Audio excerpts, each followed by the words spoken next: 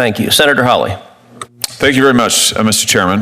Mr. Chairman, it's great to have this hearing. Thanks for calling it. Thanks to all of our witnesses for being here. Professor Shaw, nice to see you again. Let me just start with you, if I could, Professor Shaw. You talked about the fact that there have been lots of rulings against the Trump administration. That's absolutely statistically true. I disagree with almost all of them. In fact, I think all of them. But the issue of this hearing really isn't the rulings, is it? It's the remedies. Would you agree? And those are distinct things. You may think that the ruling is quite correct, but that's actually not what we're talking about here today. We could have a hearing on that. Maybe we should. But we're talking today about the remedy. And the question is a remedy that binds parties who are not before the court, is that an appropriate thing? I mean, aren't you concerned about judges binding non-parties in their remedies? You may love the ruling, but even if you do, don't you think it's a little bit anomalous for courts to be going out there and binding parties who are not before them? I mean, is that something we want to encourage? Senator, I think that judges have been issuing rulings that impact non-parties since Marbury versus Madison, right? So you're not concerned about it? I'm not. I absolutely think that they can be abused, and they have been abused. Wait a minute. You were very concerned about it just a couple of years ago. Yeah.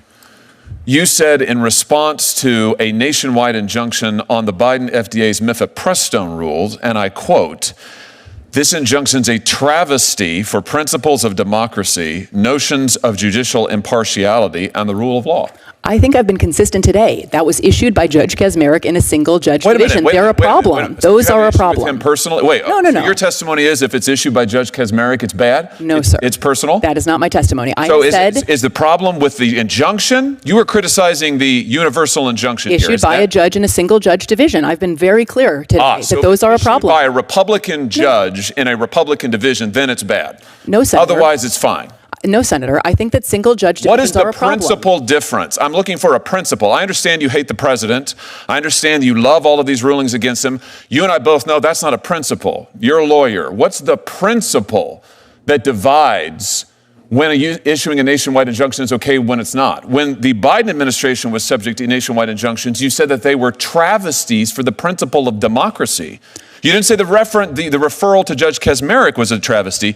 You said his injunction was a travesty for principles of democracy. Yeah. So, in other words, the translation is just you didn't like the outcome. Is that right? No, Senator. Look, we're talking about, I don't think Article 3 precludes this form of relief. So we are talking about prudential consideration. Prudential meaning political? No. Then give me, so far I have yet to hear it. You've been questioned by multiple senators. I have yet to hear a principle other than the fact when you like the ruling, you think it's great to apply it nationally, including non-parties. When you don't like the ruling, it is a travesty for the principles of democracy, notions of judicial impartiality, and the rule of law. Look, Senator, I'll say I think I am self-aware enough to know that my view of the underlying legal question, I am sure colors my perception of the remedy. I think that we should all acknowledge that.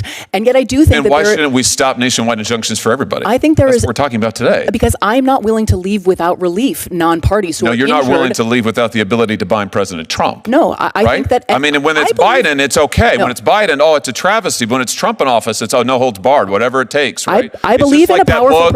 What was it that President Biden's staff said? We've got to do undemocratic, unconstitutional things to save democracy. Why is this the same thing? I believe in a powerful president. I do believe in presidential power, but power and constraint are not at fundamental odds. What is the principle? What is the principle? The legal principle. You've referenced prudence. You've referenced the judges you don't like. What's the principle of when an injunction binding non-parties, which was never done in this country before the 1960s? And let's see the chart, the Trump chart, which was done really only once Trump came into office for the first time. You don't think this is a little bit anomalous? You don't think that's a little bit strange? A very plausible explanation, Senator, you have to consider is that he is engaged in much more lawless activity than other presidents, right? You don't think this was never used before the 1960s, and suddenly Democrat judges decide we love the nationwide injunction, and then when Biden comes to office, no, actually. It's Republican appointees as well, Senator, and the 1960s is where some scholars locate the beginning of this. Can you identify one before then? Mila Sahoni, who's another scholar of universal injunction, suggests 1913 is actually the first, and others in the 20s. The Republic endured for 150 years before there was a nationwide injunction. Well, the federal government was doing a lot less until 100 years ago. So there's many things that have changed in the last 100 or the last 50 years. So long as it is a Democrat president in office, then we should have no nationwide injunctions. If it's a Republican president, then this is absolutely fine, warranted, and called for. How can our system of law survive on those principles, Professor? I think a system in which there are no meaningful constraints on the president is a very dangerous system of law. That's not what you thought when Joe Biden. That is not what you thought when Joe Biden was president. Every president you said that is not what you said. You said it was a travesty for the principles of democracy, notions of judicial impartiality, and the rule of law. You also said the Supreme Court senator agreed 9-0 with me on that. You also said when Joe Biden was president, you said the idea that anyone would foreign shop to get a judge who would issue a nationwide injunction was just judges looking like politicians in robes. Again, it threatened the underlying legal system. People just trying to get the result they wanted. It was a travesty for the rule of law. But you're fine with all of that if it's getting the result that you want. Sir, the Supreme Court agreed unanimously with me in that case, right? There was no standing. The case should never have been allowed to proceed. And the combination of parties without standing and the single judge division. No, they did not. They did not issue a ruling on the nationwide injunction. You criticized the injunction nationwide. Listen, issued in a case where no one had standing. Here's the thing. We've now gone 6 minutes, and Senator Kennedy had you for 6 or 7. You couldn't identify a single principled basis. We all know the truth here, which is it's not just you. It's most of my colleagues over here on this side of the aisle, who I respect a great deal, and they were raising very principled objections to the nationwide injunction just 6 months ago, maybe 9 now. And you're probably right. My point is that all that's changed in 9 months is the occupant of 1600 Pennsylvania Avenue. And I realize that my colleagues on this side of the aisle very much dislike that individual, and I realize that you think that the rulings that he has lost are fundamentally sound. We might grant all of that. I disagree with all of that, but we can put that to one side. The question we're talking about here is, should single judges, district court judges, be able to bind non-parties who are not in front of them? And you used to say no, now you say yes. Let's be consistent. I would just suggest to you our system of government cannot survive if it's going to be politics all the way down. Thank you, Mr. Chairman. Can I briefly respond? Sure. I mean, you invoked democracy a couple of times there, Senator. Judges are part of our system of democracy. Democracy is not as simple as majority rule. Judges have always served something of a You would have it be as simple as majority rule. When you get the majority you like, you're for the nationwide injunction. When you don't, you're not.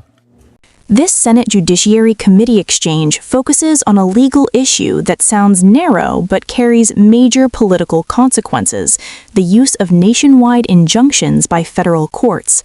The key figures are Senator Josh Hawley of Missouri and Professor Shaw, a constitutional law scholar testifying before the committee. Although the discussion references repeated court losses by the Trump administration, Hawley makes clear that the hearing is not about whether those rulings were correct. Instead, it is about what courts do after they rule. Hawley's argument rests on a distinction he returns to repeatedly: the difference between a judicial ruling and a judicial remedy. A court can find an administration's policy unlawful, he argues, without issuing a remedy that binds the entire federal government nationwide. His concern is that district court judges, often acting alone, are increasingly issuing injunctions that apply to everyone, including people and institutions that were never parties to the case. This practice, known as a nationwide or universal injunction, has become more common in recent decades. Hawley frames this as an institutional problem rather than a partisan one. In his telling, remedies of this scope turn individual judges into national policymakers and short-circuit the normal legal process, including appellate review and regional variation among courts.